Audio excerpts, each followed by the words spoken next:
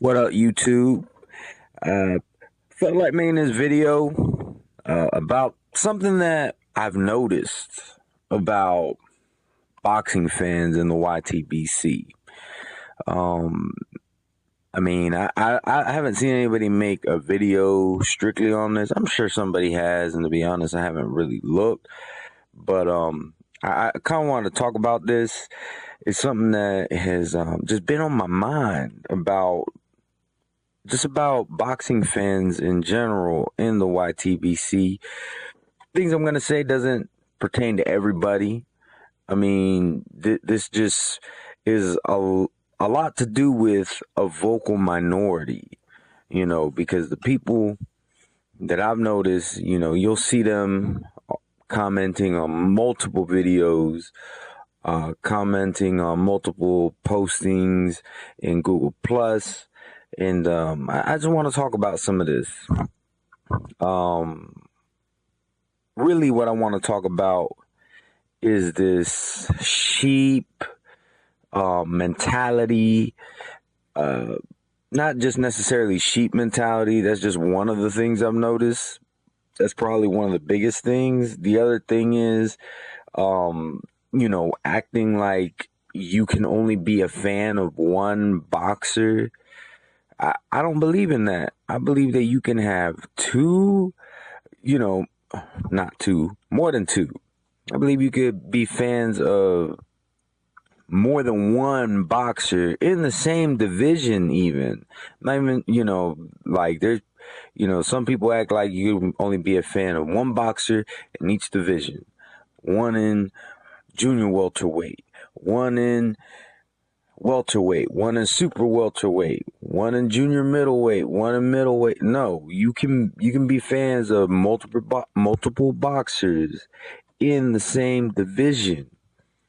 I mean, because what are you gonna do when your favorite boxer from junior middleweight moves up to middleweight, and now they're possible competitors to your other favorite. But now you got to pick and choose? No, you don't got to pick and choose. What it comes down to is you can be fans of both, and then of course you favor one of them based off of facts. I'll give you a good example. I'm a Kell Brook fan. I'm a Keith Thurman fan. But, and I will say that, I am biased toward Keith Thurman. Let me also throw that in there because I live in Tampa. Keith Thurman's from Clearwater. It's literally a 20-minute drive.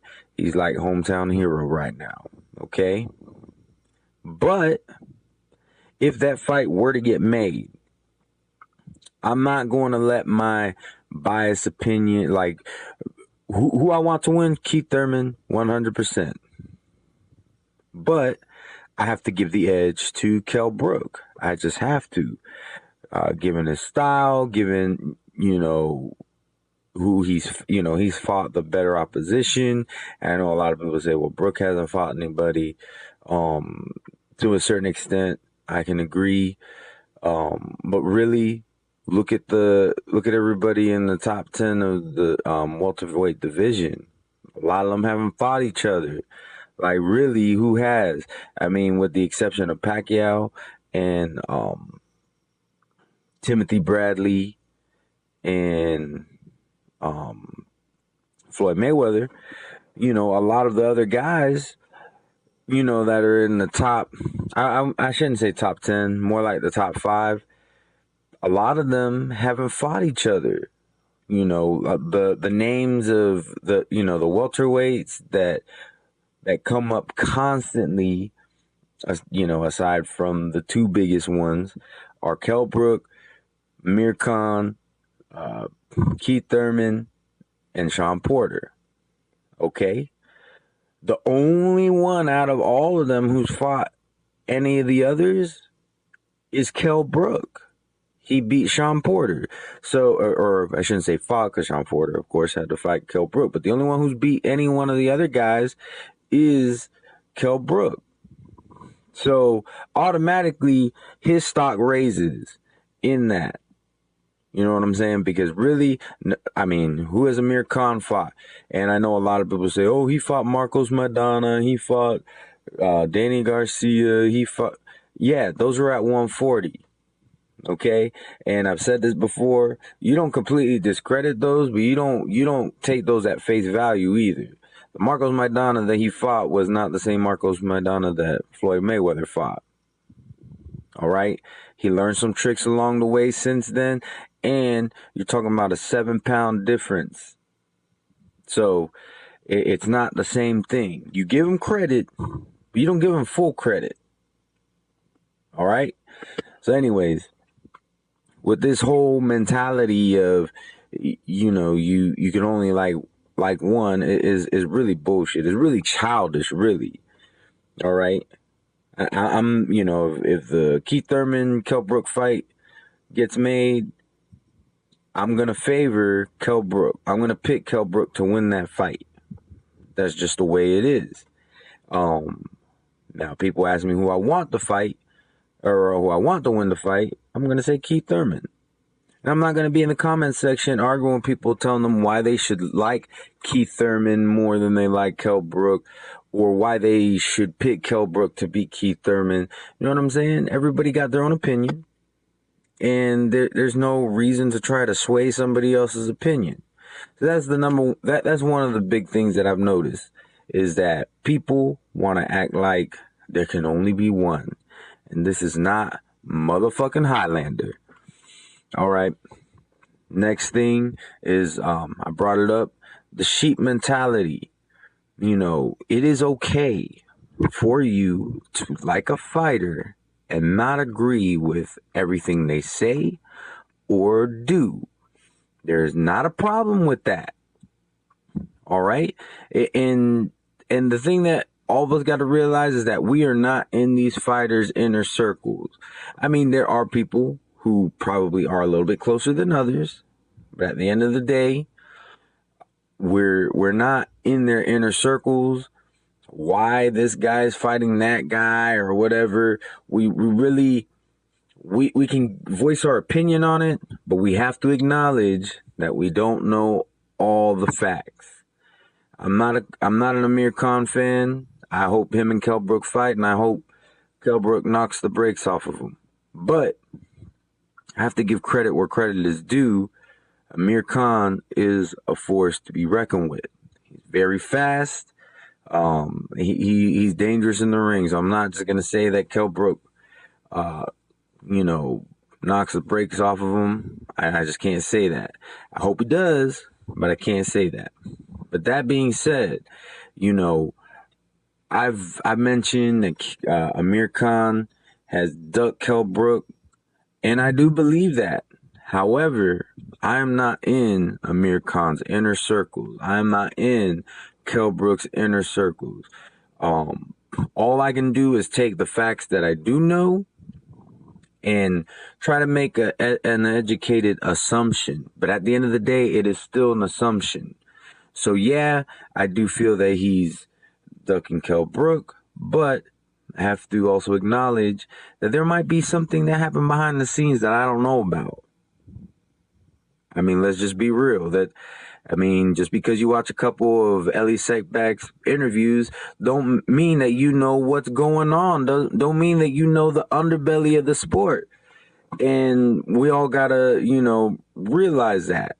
You know, I mentioned this with the Keith Thurman thing when he fought Collazo. Nobody knows what other names were brought up. You know, what contracts were sat before him. You know what I'm saying? You don't know if he had to pick the lesser of two or three evils. You know, like, man, all these are garbage fights, but this is the one I'm gonna get the least flack for. You know what I'm saying? It could have been one of those situations. We really don't know. It's like I said, he's not on the level of Floyd Mayweather and Pacquiao where everybody wants to fight them. Because a good example, Amir Khan, he tried to get the Mayweather fight. Didn't happen. Now he's gunning for Pacquiao.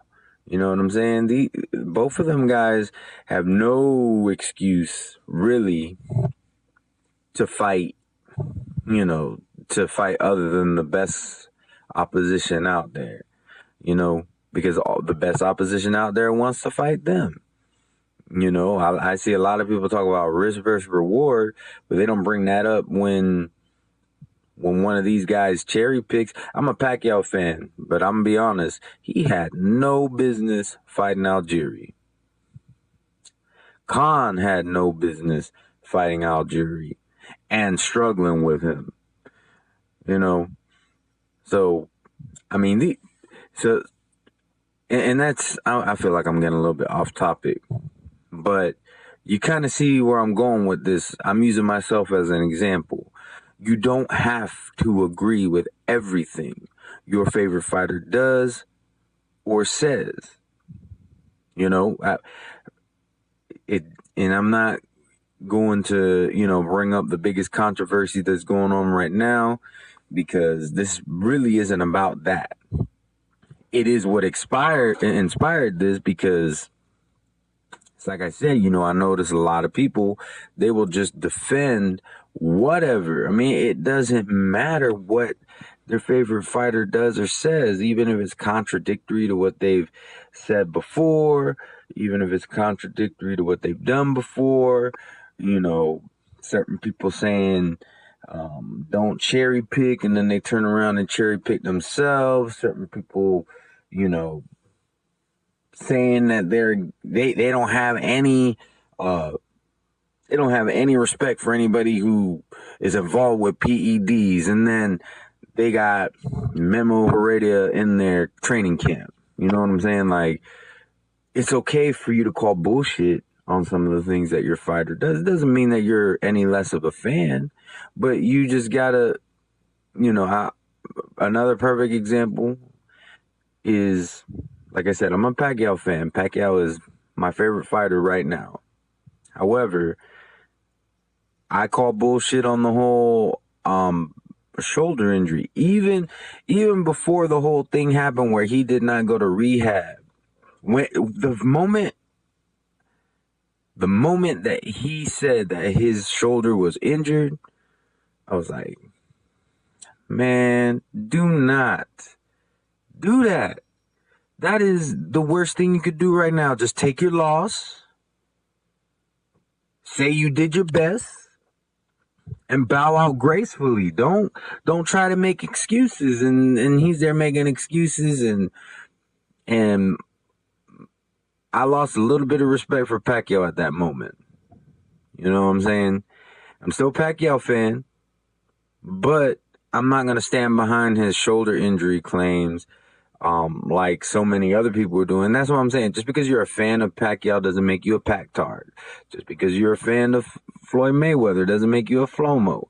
Just because you're a fan of Gennady Golovkin don't make you a no Golovkin, no Lovekin. You know what I'm saying? You can be fans without being extremists about it.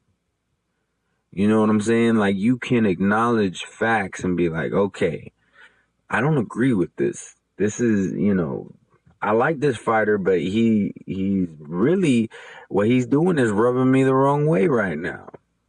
But I just see too many people with this sheep mentality. Like, and you're extreme with it. It's just like, you want to insult other people and just talk so much shit to them just because they're pointing out facts. I had somebody try to tell me that I'm an undercover Flomo just because of just because of where I stand on the whole Pacquiao shoulder injury thing.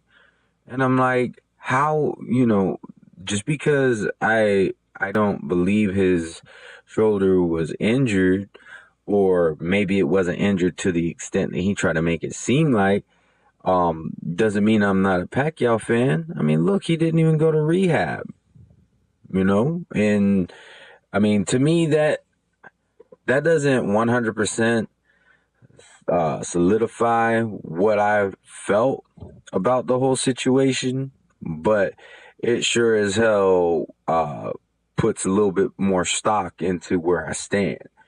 So, I mean, that's all I got to say. Like, have a mind of your own. You know, that like it's okay to have your own opinion. It's okay for you to have a certain stance on a sub, and this goes for anything, not just boxing. You know, this goes for anything. Politicians, it's okay for you to vote for a politician, even though um in one particular stance you disagree with them. And that's the other thing is sometimes you gotta kind of prioritize, like, and like I said, I'm not just talking about politicians or fighters. I'm talking about just in general with companies, your favorite actors or actresses. You know what I'm saying?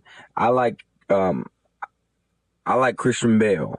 Christian Bale to me, I like him as an actor. I don't agree with how he conducted himself on the set of Terminator, you know. But to me, that was not enough to nullify his career. I still went and saw the movie. I know it wasn't the greatest of movies, but I didn't know it wasn't going to be that great. And to me, and in my opinion, it was okay. It was still worth the money. You know what I'm saying? As long as it was worth the money, then that's what counts to me. But that's besides the point. You know, you have to you kind of have to prioritize things. If you're a fighter or whatever situation lies before you, you have to prioritize. Is this really that important where I lose all respect? Does this person just lose a little bit of stock? Are they not exactly what I thought they were before? Or sometimes you might have to draw the line and say, this person is definitely not who I thought they were, and just, not be a fan, not vote for that politician, not support that actor by going to see their movies, not supporting that artist by refusing to go to their concerts and refusing to buy their albums on iTunes or on Google Plus or whatever. Then yeah, sometimes you might have to take that stance. But trust me, it's worth it. You'll be your own person. You won't be a sheep. You'll feel better about yourself. You'll have your own identity.